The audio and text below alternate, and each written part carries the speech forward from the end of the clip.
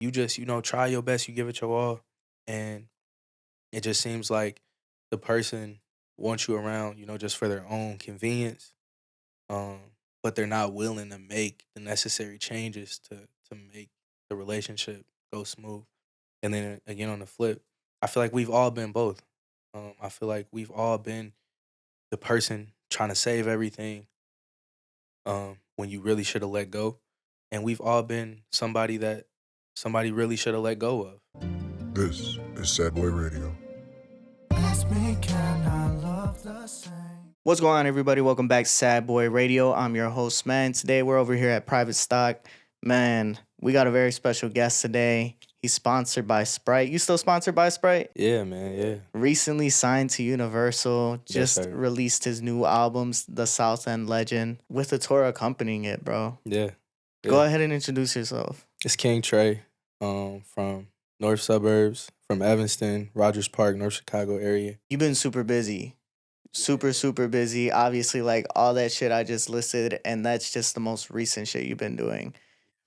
You're very consistent with your work, with your projects, making sure you're collaborating with the right people. So I definitely want to commend you for that because it's something that to me made you stick out even more. Appreciate you. This project, it was released 2 years after your last one, the Blue Check EP.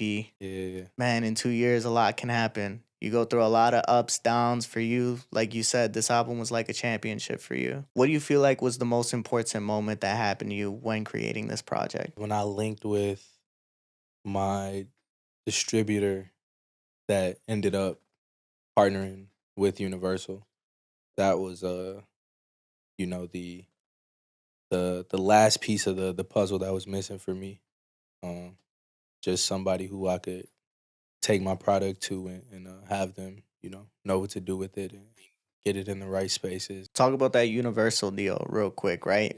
Like you said, the distributor had partnered with Universal, so now they're a subsidiary of Universal.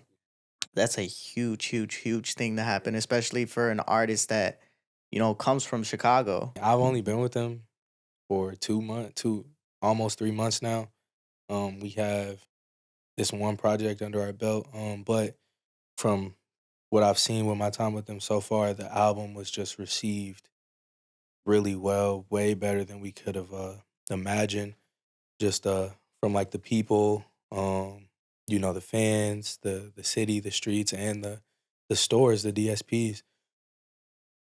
We just landed in a bunch of spots. Like we had like 7 out of 14 songs playlisted at Spotify. That's half the album.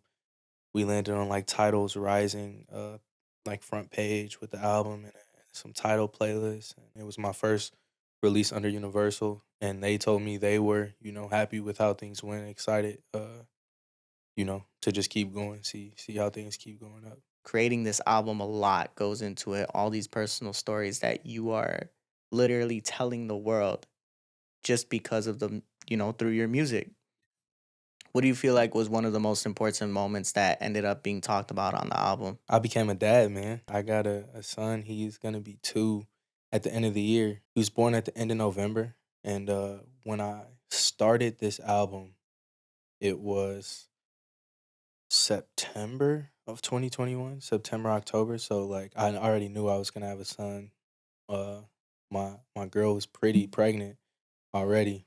And when I had dropped the Blue Check EP maybe 4 or 5 months before, when I started the Blue Check EP, my girl wasn't pregnant. Right when I like dropped it, like a few weeks before that one, I found out that I was gonna be a dad. And so when that one came out, I don't want to say it didn't do, no, it just didn't do as well as I expected it to do. It probably, it did still do well given the position I was in. It did well, but I just expected a lot more from it. And then I found out I was gonna be a dad, and then we went on like a little opening tour that summer slash fall. And then when I got back from that tour, I was just like, man. Um, Like we're pretty close. We're almost there. I'm about to be a dad.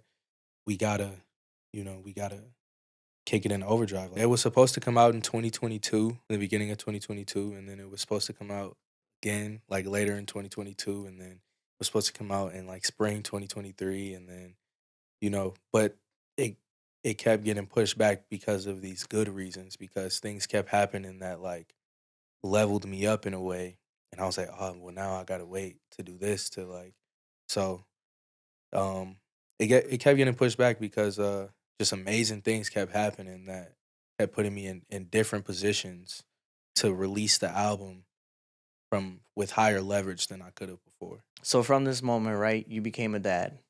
What did you learn about yourself? I feel like my son taught me a lot about my parents and my life, not necessarily like any traits about myself. Just raising a kid um, makes you view your childhood differently. Um, and just a lot of things that I see him doing are like that, because he's almost 2 now, so he's like there. He's conscious. He's walking around. He's talking. He's communicating. He's getting into stuff. And I have to say no 100 times a day. And it just helped me see that, a lot of things I did as a kid that I thought like, oh, my parents are just tweaking or tripping. That I really was the one being extra or like, and it just helped me see that my parents, were just doing the best they could. Um, and it's just a crazy thing to like have this person's just whole existence like be in your hands, and like any little thing you do, every little thing you do is gonna kind of determine the kind of person that become.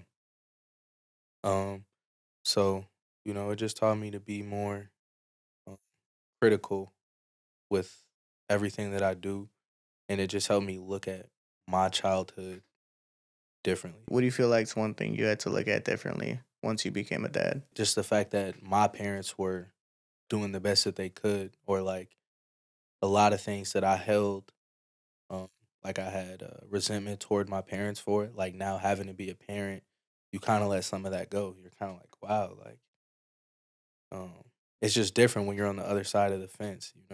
When I wrote this outline, Yeah, I thought about something specific that you had posted, yeah, something that you learned about yourself. And it's the post where you talk about finally understanding that you got to love what you have at the moment and stop looking for what's next, what's next, what's next. yeah, for sure. And in the post, you say, I gave my all to the music and it felt like little to no one cared. It's a very hard thing to write about your life, and only a few people care enough to listen. It's easy to start second guessing yourself. And those problems, right? They're all in your head. You put your heart and your soul onto wax. You put your heart and your soul onto video, right? Something I've done for countless episodes now. And at the beginning, just like you, right? I felt like nobody cared. I literally have an episode titled at the time. The guy wanted to talk about, drug addiction. So it was the drugs are talking and no one is listening. That's deep. A lot of people use these substances and people are aware of it. People watch them, people see what's going on, but nobody's really listening to what's going on. Yeah, Nobody's listening to the reason why somebody's doing these things. facts. And then when you look at yourself, right, you don't got to be somebody that is using drugs or, drinking or drowning your problems. But there's a reason behind why you're feeling certain emotions, right? Whether For you're sure. feeling sad, anxious, lonely, whatever it may be, there's a reason behind it. And you put it out for people to listen to and nobody fucking hears what you're saying. It definitely feels like you're drowning and it feels like, why the fuck am I doing this shit? For sure. Why was it so important for you to stay persistent? I create music out of like a necessity. I don't think I couldn't. I don't think I could not create music. I've been doing music since I was a little kid. I've literally been going to the studio since I was 7 years old. I recorded my first song when I was 7 years old about like a girl in my second grade class or something. Like put it on an MP3 player. That's all there was back then, and like gave it to her. Um, and just from a very little kid, I've always been competitive, and I've always been competitive and felt the need to try to use my my brain to solve an equation. Um, and I looked at making it, or cultivating a successful career as just solving an equation. So once I started looking at it like that, and just the competitor in me, I just had this need to crack the code and to um do better and be better. And again, like even aside from cracking the code, just I I could never just stop making music. I do it out of necessity. The part about you know, feeling like no one's listening and doubting yourself. The time I'm talking about is like 2021, because 2021 I went with like this like distributor who had like, it was my first time like not using DistroKid. I got the MIG feature, and like, you know, um I got this new publicist, and blogs were starting to pick up and write about me. First time Lyrical wrote about you, right? Yeah, and so I got verified, and then I'm with this new distributor, and then I got this Mick feature. Who Mick? I started listening to Mick in like 2014. I can vividly remember being in like study hall, being like either freshman or sophomore, just running his whole album through. So I thought 2021, the Blue Check EP, I thought that was like me. I cracked the code. I thought that was like it. So when it didn't, that 2021 span is when I was like second guessing myself. Um, but now I wish I realized this earlier. You gotta. It's all about how you look at things. So if I look at things like, I only got 100 streams, instead of, oh man, I got a hundred people just listen to this song, you're always gonna look at things like that. I caught myself the other day saying something so crazy, and my manager was just like, "Bro, do you hear like what you're saying right now?" I was so mad, like that, like more songs didn't get playlisted, or like I think like I was about to hit 300,000 monthly listeners, and then it like dipped down a little bit. And he's like, "Bro, you're talking about like 300,000 people that listen to you, like in a bad way. Like you gotta check yourself, bro. You used to have 300 monthly listeners. So if you look at things from the light I was looking at it, when we hit a million monthly listeners, we'll be like, man, it's not 10. Or when we hit 10, we'll be like, man, it's not 100. Or when you could be Drake's size and be like, man, I'm the biggest artist out, but I'm not the biggest artist ever. Or like you're just always gonna need to try to fill that void. So it's just about, man. I'm just trying to just to be grateful that I've been able to do the things um that I've been able to do, and balance out, like obviously wanting more, but not letting that get in the way of you appreciating what you have. Did you see our reels recently? Yeah, y'all been going crazy. I've been checking your page ever since we locked in. One day it was the first one. Then the second one I posted, I'm like, all right, whatever. Because Steve-O's did a mill. Yeah. So I'm like, whatever. That one goes higher. Then I post the next day. I'm like, it's doing nothing. My sister's like, nah, it's not doing anything. The next day goes up. I'm like, oh my gosh. It's definitely a good feeling. It's just like you said, right? That being And appreciative thing. Yeah. that's why that stuck out to me so much. Where it's like when I had 100 followers, I wanted 1,000 followers. When I had 1,000 followers, I wanted 10,000 So followers. when you get 10, you gotta, yeah, you gotta find that balance. You don't appreciate those things in the moment because it's like, damn, I got it. Okay, so what? Now I want the next best thing. And then you can only appreciate it from a rear view. Like now I gotta look back, and looking back, I appreciate a lot of things that in the moment I just was like trying to, one, execute, and then two, I'm worried about the next thing right away. Appreciating the journey and not just looking forward to the destination. Exactly. But we're all Exactly. guilty of that. We all want Yeah. to be at the destination and we don't want to go through the struggle. Yeah. But at the end of the day, right? We sit down and we look back and we're like, damn, we really did that shit to make it Man. here. Yeah. And then you're looking back at a certain moment and appreciating it. And in that moment, you didn't appreciate that. You were trying to get here. And now you're here. You're like, damn, man, remember when I was over there? So, yeah, just looking back and appreciating a lot of stuff that I know I didn't appreciate in the moment. I'm trying to have less moments of those moving forward. So when I get in a moment, I'm like, man, do I want to appreciate this now, or do I want to look back and trying to be remembering it and appreciating it and knowing I didn't appreciate it in the moment? What's the one that sticks out to you the most right now? Summer Smash, like performing at Summer Smash, bro. It was a hectic day. Um, and actually, I'm not even gonna lie. Even right up there with Summer Smash, bro, was the contest, bro.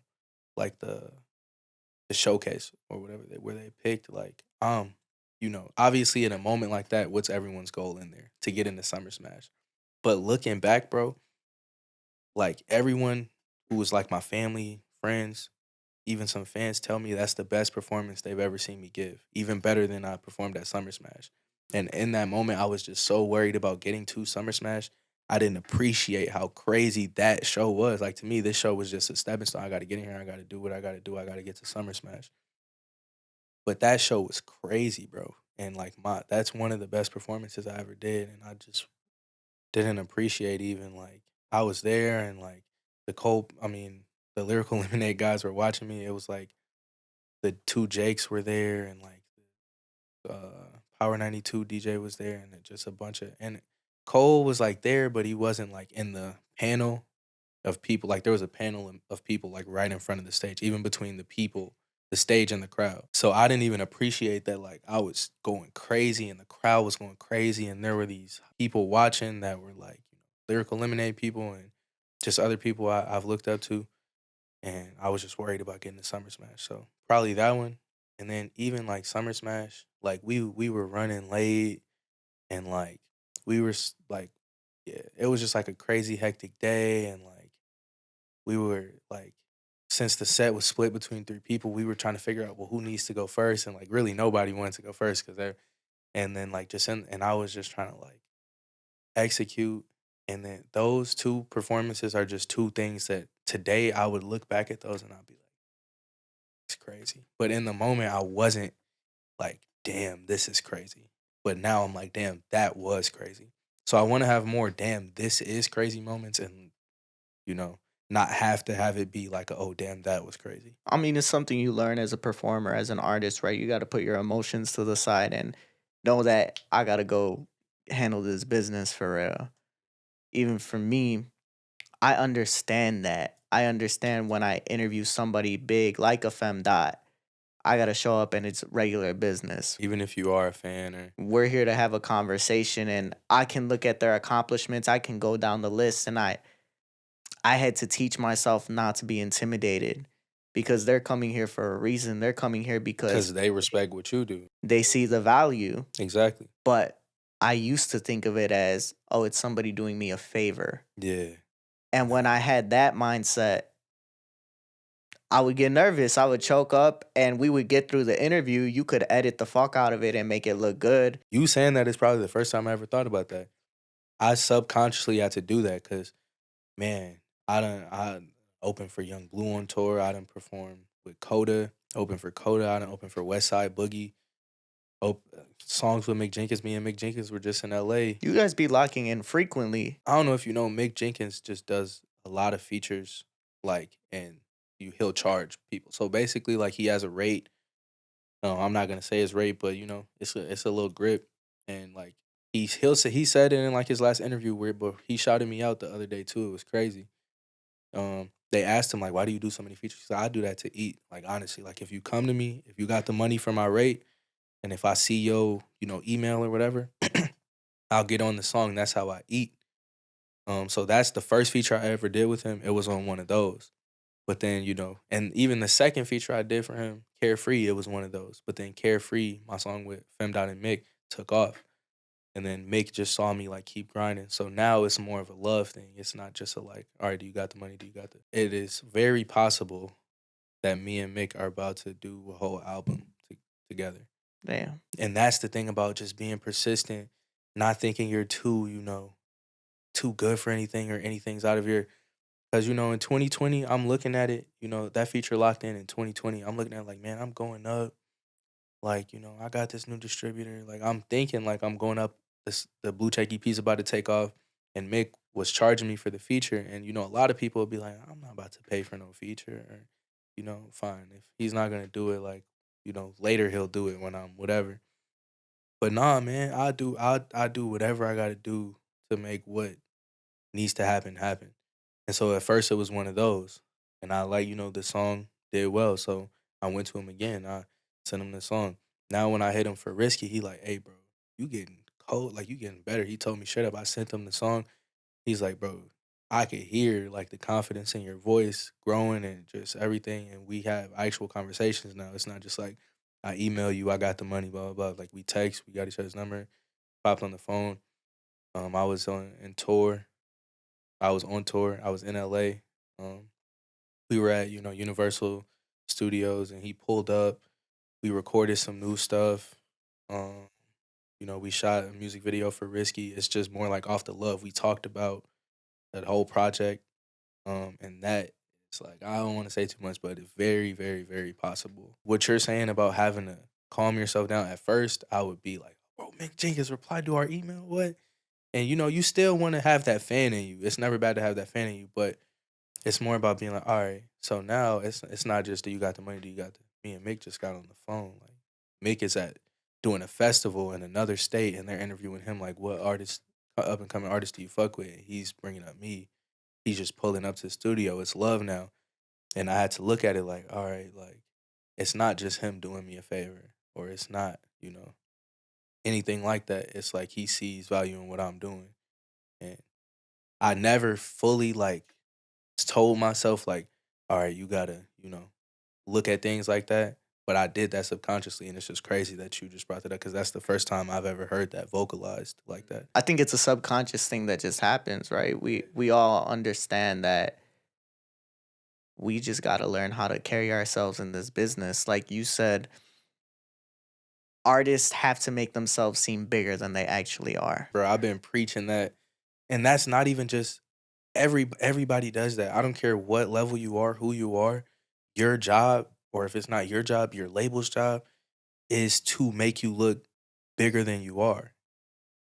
Whoever you are, however big you are, they're running ads on posts. Like, man, you can be getting somebody who gets 1 million likes on a post. It's your label's job to make it look like you get 2 million likes on every post. So, yeah, no, that's definitely. I've been saying that like for a while too. I seen that in one of your interviews that you said Oh, for that. real? Yeah, Yeah. that's how I knew, right? Like you Yeah. said that you have to make yourself seem bigger than you are because that's how you get the attention. And to that next level, bro. That's how people know, and the person that's gonna believe it first is gonna be you. And perception is just everything. Once people start thinking you are something, you just are that. If everybody thinks Trey is famous, I'm famous. If everybody thinks I'm not, I can believe it, but I'm just not there yet. So the goal is like, if everybody thinks something like that, that's what reality is. It's all about perception. So yeah, definitely. I tell anyone who asks me for advice, anyone I'm trying to help come up, we got to make you look right now, however big you are, we got to make you look a little bigger than that. Something you mentioned earlier was getting to the blogs. Lyrical Lemonade posted you, and you mentioned that once Lyrical posted you, people started to care.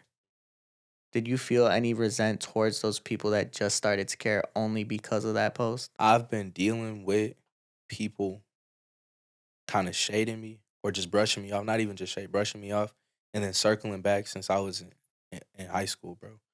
Like I went to school in Evanston growing up. It's very diverse. It's a lot of black kids everywhere. It's a lot of white kids everywhere. That's how I grew up. In Evanston? In Evanston, it's some dangerous people over there, and there's some very rich people over there. It's very diverse. You will find somebody that you will walk into a neighborhood that you like. I shouldn't be in this neighborhood, and you'll walk into a neighborhood with $1 million homes. It's very diverse. But and when I was 14, I had like this near death experience in Evanston on some dangerous situation, kind of dangerous neighborhood type stuff where I had to move even further into the suburbs and I moved to Glenview. And in Glenview, it was all white people. The literally like the school statistic was like 98% white. And then like every other race made up that 2%. They were all like 0 point something. No cap. And so it was a culture shock. I was 14 years old. I had finished middle school. High school just started. I don't know anybody. Everybody already got their friends from middle school or like at least from being around Glenview or whatever. I'm like this stereotypical black kid. I walk in, my pants are sagging. I got like you feel me? I talk different than them. And it's just not a lot of black kids around. And the black kids that are around, most of them grew up in Glenview. So they like act accordingly. And I'm just very different.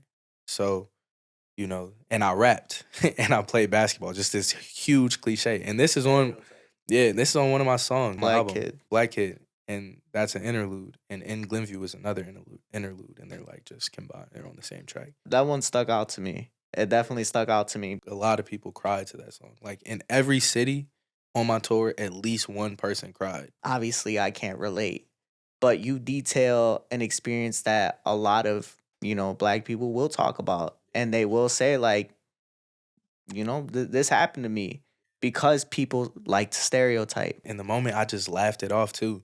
And it wasn't like a traumatic thing. I didn't like think about it the next day, but that's survival, bro. Like that was just I had to handle it that way. Like I had to survive this school. I had to.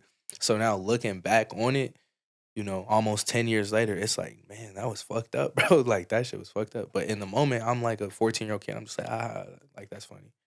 Whatever. But yeah, so in Glenview, oh, you rap, huh? Like, oh, you do this and that. Like, oh, you play basketball, and just, being, the white 14-year-old white kids they were. And I know I can't really blame them either. That's just a product of their environment, and like blame the parents, blame society, whatever you want to blame, but at the same time they were 14-year-old kids too, 15. So anybody I name dropped in that song, I hope you don't feel like I hate you or something. I was just speaking my reality, my truth. And I don't blame 14, 15-year-old you for what you said or did. Do you feel like those comments have gone on to impact your mentality? I don't have like a therapist or nothing, but just talking about it with just multiple people over the years made me realize I got like imposter syndrome. I got like PTSD. I got this thing where I like overly compensate and try to come off like a non-threat because I'll be in Glenview and little white girls will be like, bro, you look scary. I'll be like, what? How? And I didn't get it. And just like going into Glenview and knowing that, I subconsciously tried to like be overly nice. Like up until the time I was like 21, when I realized that I did that, I like tried to work myself back to just trying to be normal. Which is an extra stress because you got pushed into this neighborhood because you were the victim of a dangerous circumstance. Yes. So Yeah. now it's fucking with you mentally because it's Yeah. like, I'm the person that got fucked over and now people are viewing me as the threat. Hey, man, bro, I came from being the opposite, like almost dying I was held at gunpoint. I was We're gonna get 13. into it. I Yeah. got it written down. Yeah. We're gonna get into it. But yeah, bro, so yeah, man, and I just noticed like I'm scared of confrontation. Not like I'm scared somebody will beat me up or like I'm scared like to like or anything. I'm scared that like I'm gonna win the argument, or I'm scared I'm gonna have to turn up, or I'm scared like that they think I'll beat them up, or like anything like that. I don't know how to like, cause I run a team. Like the team I run, I got a manager. I got, on tour there was like 9 people with me, and 2 of them were my openers, but the other 6 were my team, like people I'm in charge of. And they're, let's say there's a problem within the team, you feel like, or you're not doing enough. I asked you to have something done by a certain deadline, and you feel me, or he thinks you're not doing enough, or you two are into it. I'm scared to even like come at you like, bro, how like you didn't meet the deadline, because I'm scared that you're scared that I'm gonna fire you or something, or like I'm scared to be like a threat to people. Like, but I just recently realized that that's why I'm like this. You feel me? But I'm definitely scared of confrontation. I'm scared of like to like be in charge or like be a threat or like, yeah, those are things I just recently realized are I have in me because of my time in Glenview. Even pushing past high school, you finish high school. Now you get to, what am I gonna do with my life? You didn't choose the college route. You chose a different route. You chose to pursue the career of your choice, something that you have a passion for, which leads to Crossroads.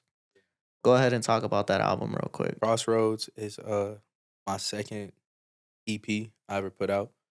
My second body of work period I ever put out into the world. It was me, just feeling like, there's 2 routes I could go. I do this music thing, but up to this point, I'm just, a high school kid doing it.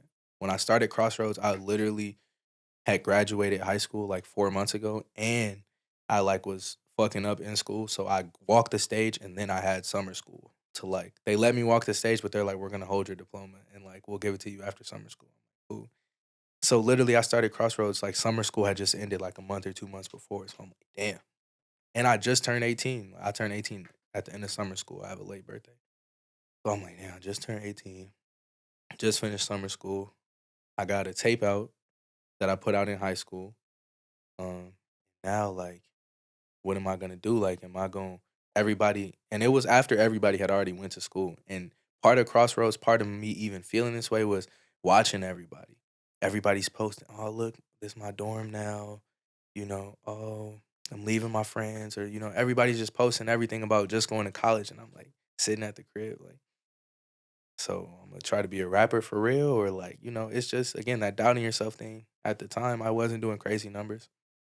Um, And circling back to the people circling back thing. At the end of high school, I was very popular. Everybody listened to my music. I had a song played on Power 92 when I was a senior. The school actually thought I was famous. Like my senior year of high school, like I would be walking down the halls and people would take a Snapchat and like send it to other kids and be like, "Yo, I just saw King Trey in the hallway," like freshmen and sophomores and shit. So the circling back thing, like I said, that's been happening since forever. Because a lot of kids who made fun of me when I was a freshman for it, now we're seniors of school, thinks I'm famous. I'm invited out to same kids are inviting me to the parties, playing my music at the parties. Crazy. But back to Crossroads, now I'm in the real world. This isn't my high school anymore. I'm not famous out here. I had the whole title and everything for Crossroads before I even like the first session I did for it. I knew what the title was gonna be, and I was like, I'm gonna try to use this tape to to announce that I'm going this route, and then I've chosen my way, and I'm doubling down. I'm sticking to it, and I'm here to stay. And yeah, and it was kind of like towards like my kids from my high school, towards my parents, everything, because everybody, my friends and family and kids that listen to my music in high school, like, well, what are you gonna do now? My mom's like, well, what are you gonna do now? So yeah, that was kind of like me saying, man, I gotta pick my whole life right now. Where do you feel like that puts you mentally, seeing everybody move on with their life and you were kind of stuck in this place where it's like, damn. You just get FOMO, fear of missing out, Um, just like I'm still living with my parents and I start thinking like, man, even if I go to college and just don't do shit and just fuck up, at least I'm gonna get to live on my own for a little bit. Like you get fear of missing out. You're like, damn, the college party's gonna be crazy.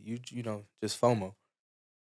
But then I start thinking about, man, there's nothing a degree could do for me. Like what literally the plan I have for my life and what I want to do, a degree would literally help zero.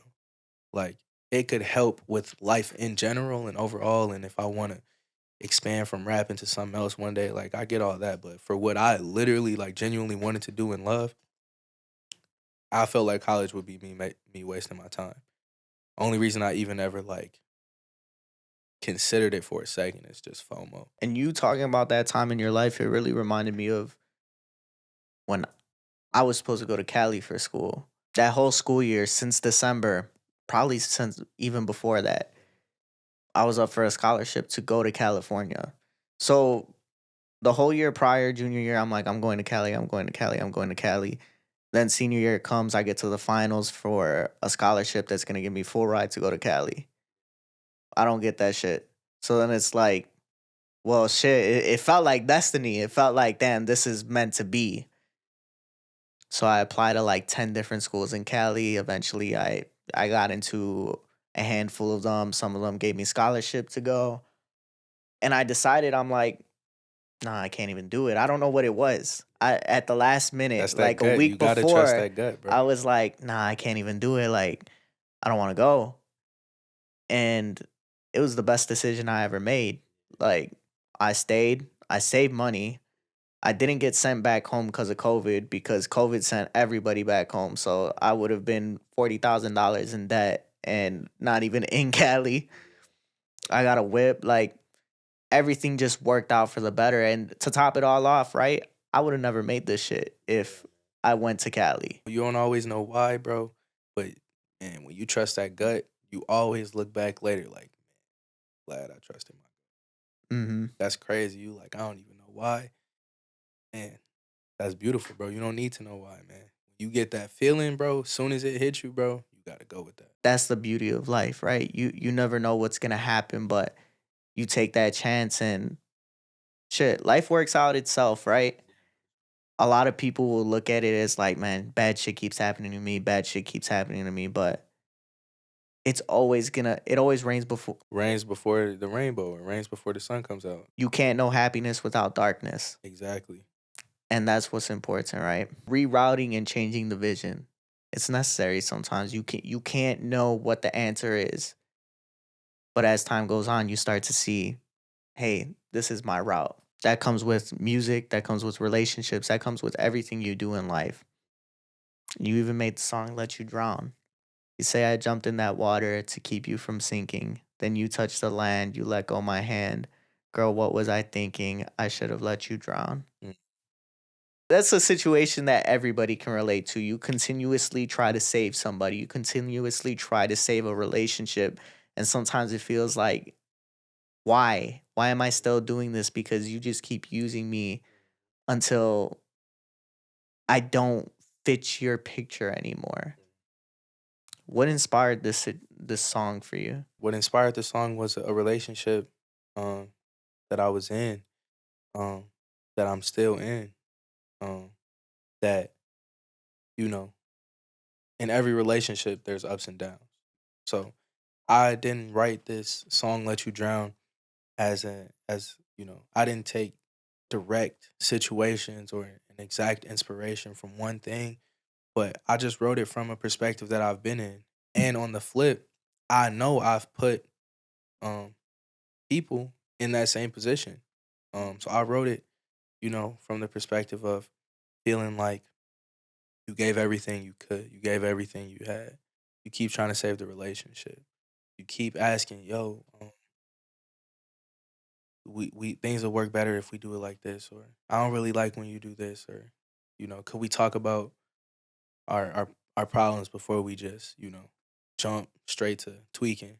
And you just try your best, you give it your all, and it just seems like the person wants you around, just for their own convenience, um, but they're not willing to make the necessary changes to make the relationship go smooth. And then again on the flip, I feel like we've all been both.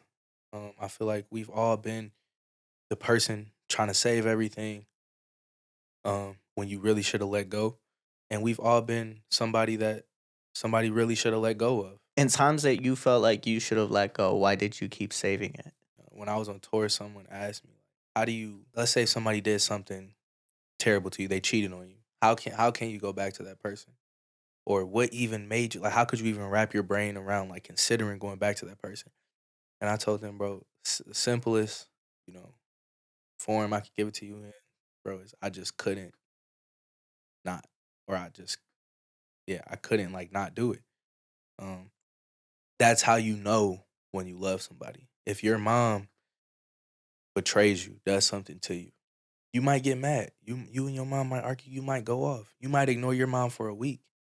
You gonna come back to your mom though. That's your mom, and it's not just because she birthed you, and it's not just because she has that title, mom. It's a genuine feeling of love.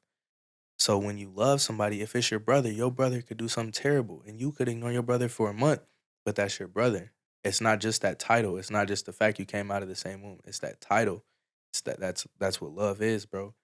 Like I'm with a girl, like she could stab me, bro. And when I get to the hospital, I'ma ask for her in my room. Like when I'm healing, I'm gonna tell the doctor I need her in there. So that's how you know you love somebody. What did it take for you to realize that that's your definition of love? Going through stuff, bro. I done been through some stuff. I done done my wrongs, but I've been wronged, bro. And it's just like I've gotten back with that person because I think like, well, I've done something wrong to them too. Or, like you come up with these reasons in your head, like, well, they said they're gonna change.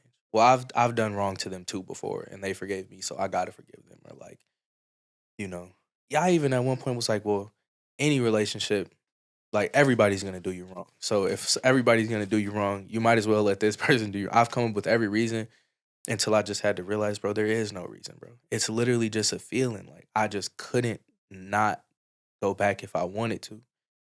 And I just had to realize that. And that's when when you know you love somebody to honestly, because that's only comparable to a relationship you would have with your mom or with your brother, or just with somebody I could never ignore my mom forever, bro.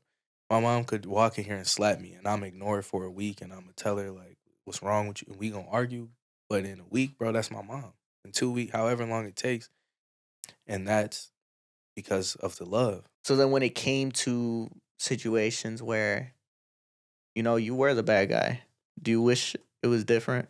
Everything that happened to me, bro, and everything that I did that I shouldn't have done, like all my fuck ups and all fuck ups that affected me, bro, were learning lessons, shaped me into the person I am. And, you know, again, you don't know, like you just said, you don't know the good without the bad.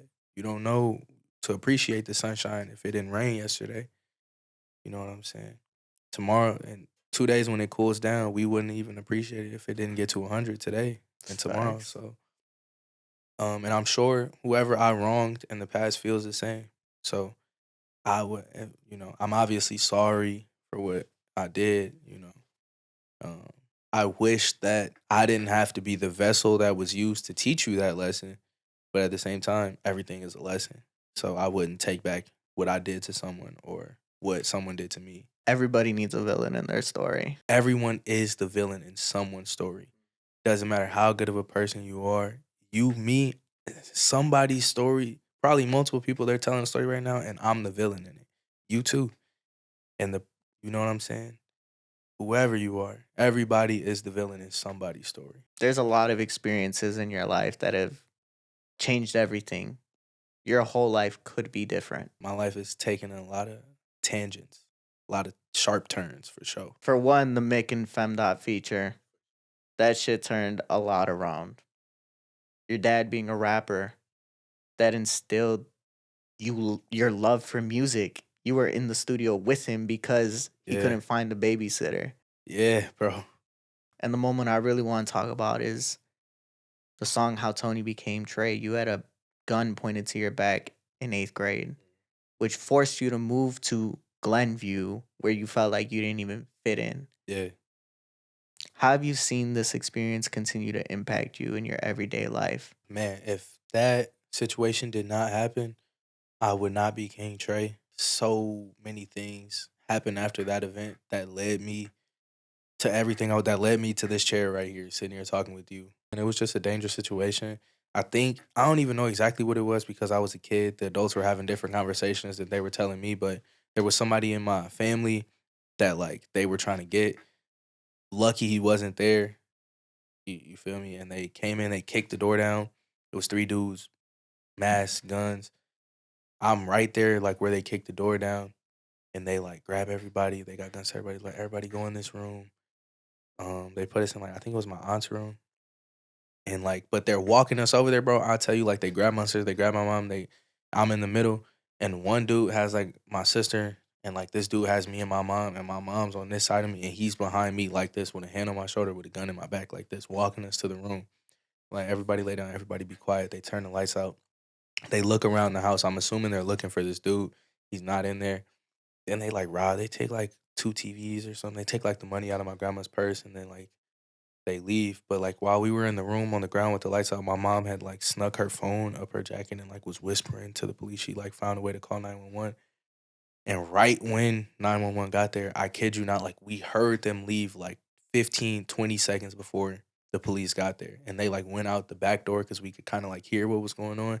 And the police came in the front door like, hey. And we still didn't move because we wasn't sure it was the police. Police, police. So we all get up and stuff. But yeah, man. So then I got to move to Glenview. I moved to Glenview, but I was in 8th grade still. So I finished out the year at my Evanston Middle School. I go to Glenview.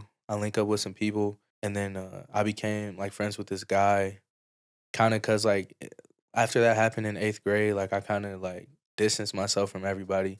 I don't know. I just felt weird. But then I became friends with this kid, Atticus. He showed me Joey Badass and he showed me Chance the Rapper. And that changed everything. I was in 8th grade. And he like I had a rap name at the time, Tone Bone. And he was like, you gotta change this rap name.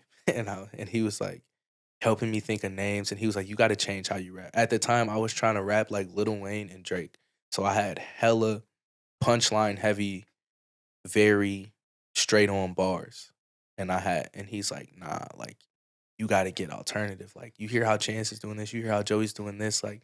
And he was like telling me all this stuff when I was in 8th grade, and I was like, "Man, this dude's right." So I just started studying Joey heavy and studying Chance, and I changed my rap name to KingTrey, literally, like.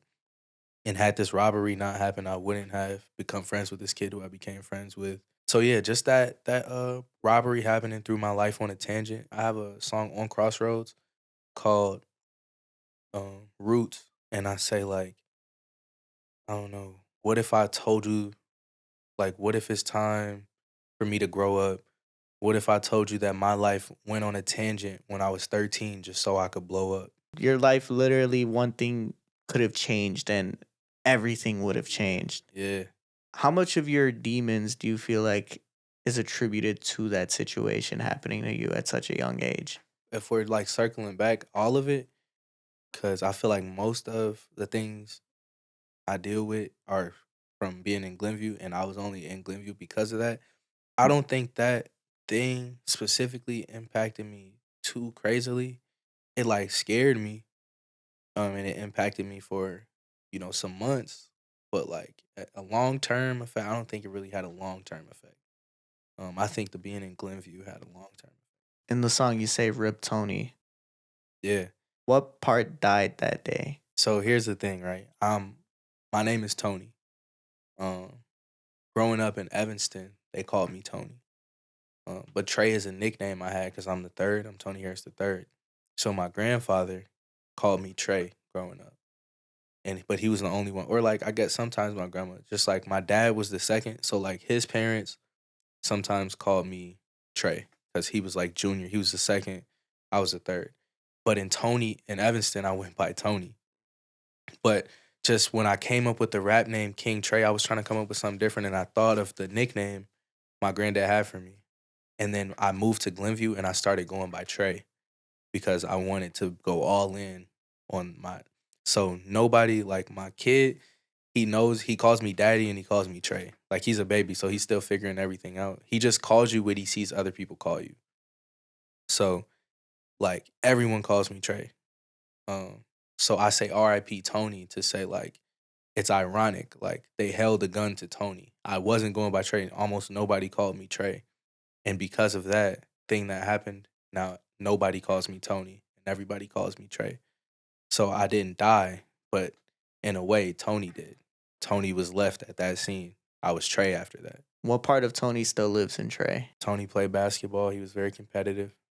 Um, he was very loving, and I feel like all of those things live on in me and have allowed Trey to thrive. Just to again, that's the reason I said I've always viewed everything like an equation. I've always been very good at math, like years and years ahead in math. And just and like book smart anyway.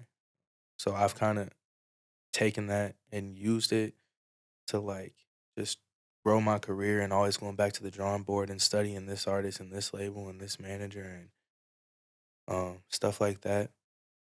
And just the competitiveness that Tony had still lives on in me. Man, well, I appreciate you sliding, bro.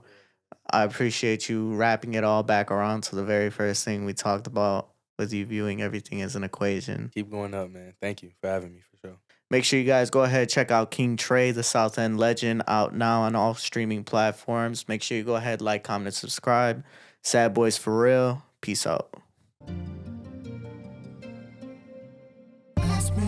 This is Sad Boy Radio. Broken pieces, who's to blame?